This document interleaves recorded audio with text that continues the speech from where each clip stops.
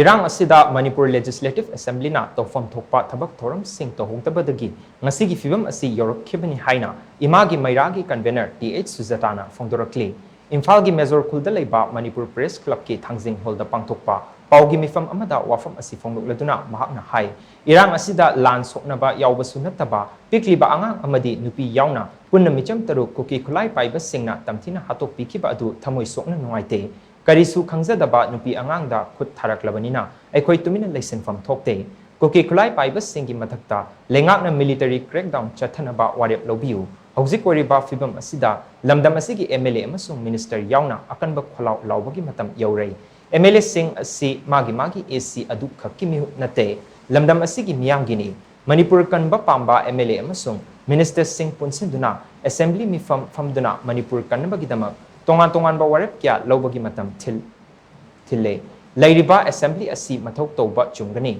MLA amasung minister single loinana miyam punna khongjang sangsinminase aikhoi masel gi marakta nak pak tanaduna leibagi matam natre Manipur kannabagi dama aikhoi punsinba mathau tare natrabadi yalomi miyam awafamda taragani hainasu mahakna makha takhin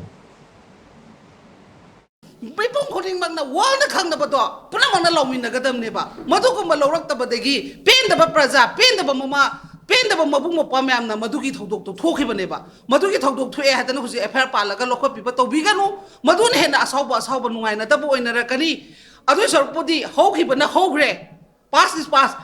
Amana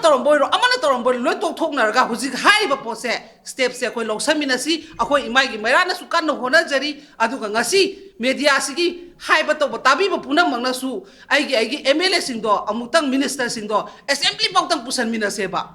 I can't drag MLA Yarweba, I can't drag Minister Yarweba, Lebakin and a car given a moito. Kendra Katangi Bakal to Lagadi, a quick man and Lebax can do in Oba.